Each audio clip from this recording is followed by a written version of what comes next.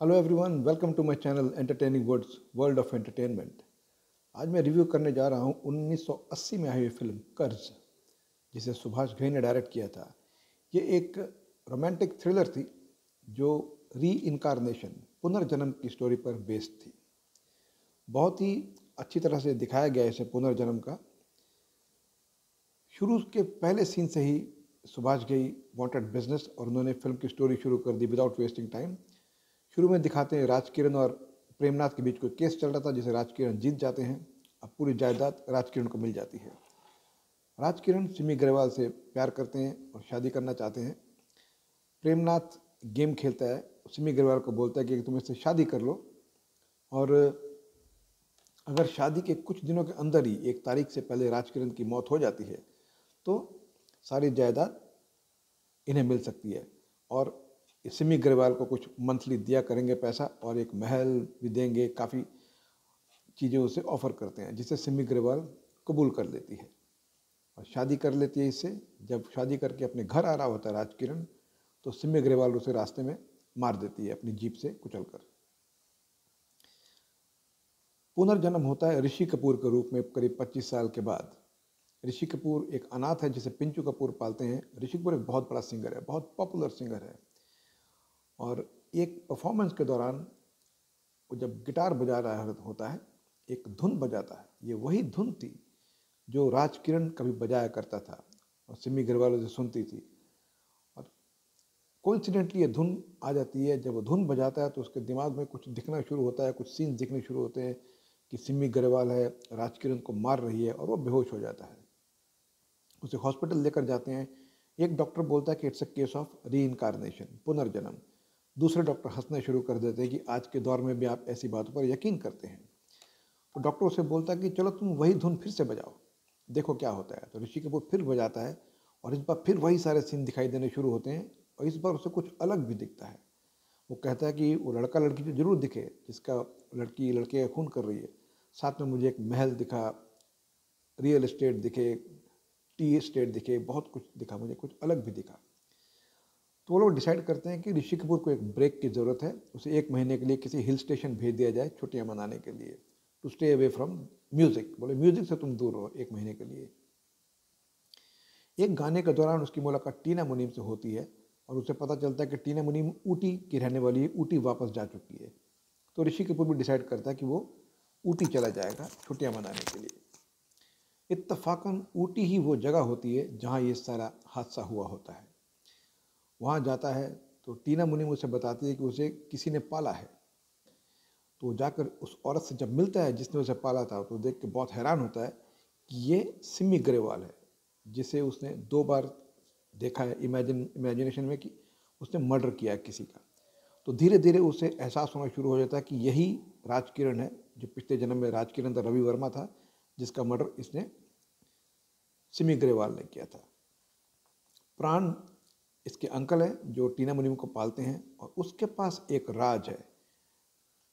वो राज ये है कि वो जानता है कि सिमी ग्रेवाल ने मंदिर में क्या किया था, जिससे उसने सिमी ग्रेवाल को ब्लैकमेल करके रखा था और सिमी ग्रेवाल टीना मुनीम की केयर टेकर बनी थी।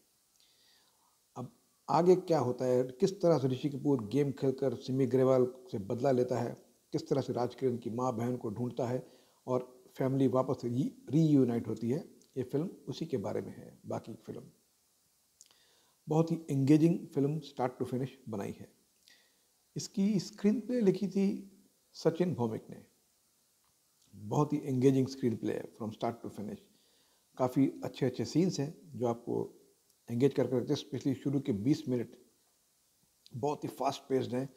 उसके बाद उसके और 20-25 मिनट के अंदर ऋषि कपूर को इमेजिनेशन भी आ जाती है जब गिटार बजाता है।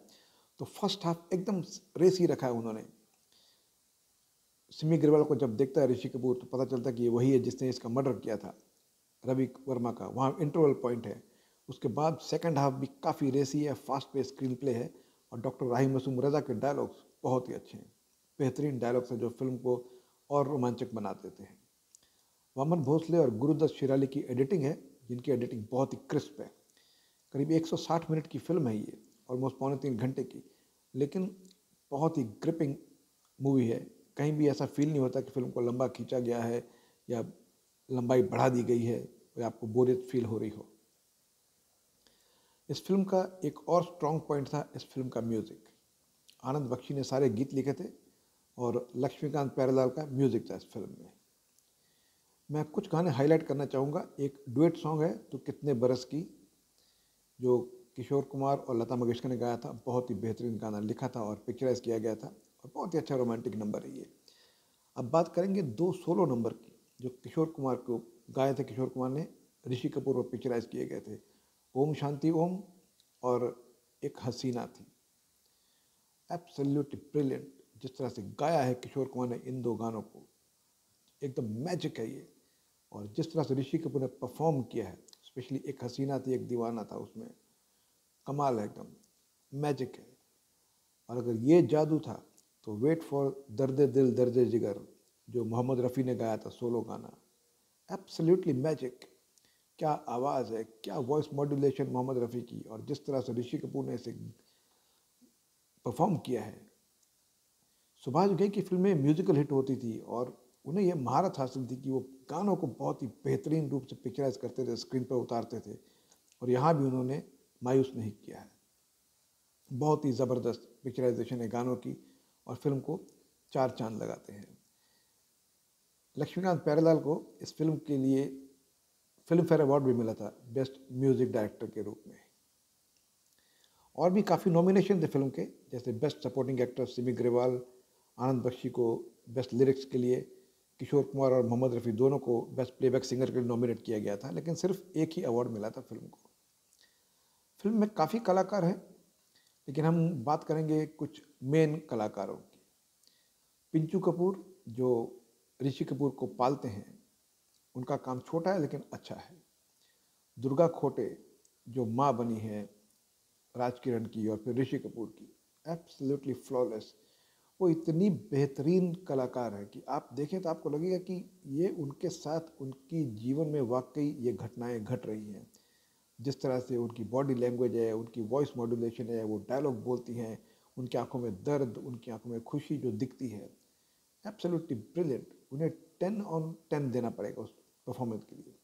प्रेमनाथ इस फिल्म में गूंगे बने हैं और रोल बहुत ही छोटा है, तो इसलिए उनके पास कुछ खास था नहीं करने के लिए, बट जो भी उन्हें मिला फेस एक्सप्रेशन के द्वारा, he has done a wonderful job. प्राण, उनका काम अपने उनकी अपनी एक स्टाइल है, उनकी अलग एक शैली है और उन्होंने बहुत ही अच्छा काम किया है प्राण ने। टीना मुनीम का काम अच्छा है, बहुत ही खूबसूरत काम किया उन्होंने, खूबसूरत लगी भी है वो। राज किरण जिनका छोटा सा रोल है, बहुत ही बेहतरीन परफॉर्मेंस। आई थिंक राज किरण की बेस्ट परफॉर्मेंस होगी उनके करियर की। सुभाष घई ने उनसे बहुत ही अच्छा परफॉर्मेंस एक्सट्रैक्ट किया है। अब ये फिल्म आकर टिकती है दो मेन परफॉर्मेंसेस के ऊपर। एक Simi Grewal, she was outstanding, बला की खूबसूरत लगी हैं, और जब वो मारती हैं इनको राज किरण को, आप उनके चेहरे पर देखें वो भाव जो व्हेन शी किल्स हिम। और उसके बाद पूरी फिल्म में जब जब वो मिलती हैं, जितने भी सीन्स उनके ऋषि कपूर से मिलती हैं, जिससे भी मिलती हैं, एक एब्सोल्युटली स्टनिंग ब्यूटी और माइंड ब्लोइंग परफॉर्मेंस। लेकिन इस फिल्म की जान अगर कोई है तो वो है ऋषि कपूर। क्या परफॉर्मेंस है ऋषि कपूर का, माय गुडनेस, एब्सोल्युटली फ्लॉलेस। इतनी खूबसूरत परफॉर्मेंस, उनका गुस्सा, उनकी खीज, उनके हैरानी के भाव उनके चेहरे पर, उनकी डायलॉग डिलीवरी, उनके एक्सप्रेशंस, 10 में से 10 नंबर ऋषि कपूर को मिलते हैं उनकी इस परफॉर्मेंस के लिए। अब बात करें अगर हम सुभाष घई की as a director, Subhash Ghai ने बहुत सारी हिट फिल्में दी हैं अपने टाइम पर, लेकिन कर्ज उनकी बेहतरीन फिल्मों में से एक है और एक बहुत ही अच्छी री इनकारनेशन के ऊपर बनाई गई फिल्म है जो पूरी तरह से एंटरटेन करती है। अगर आपने ये फिल्म नहीं देखी है तो ज़रूर देखें, it's available on YouTube absolutely free of cost, you will definitely enjoy the movie. मैं इस फिल्म को देता हूँ 5 में से 3.5 स्टार। बहुत ही अच्छी फिल्म है ये, री इनकारनेशन के ऊपर म्यूज़िक है, अच्छी परफॉर्मेंसेस है, ज़रूर देखें इसे, मिस ना करें। Thank you very much for watching this video and have a great day.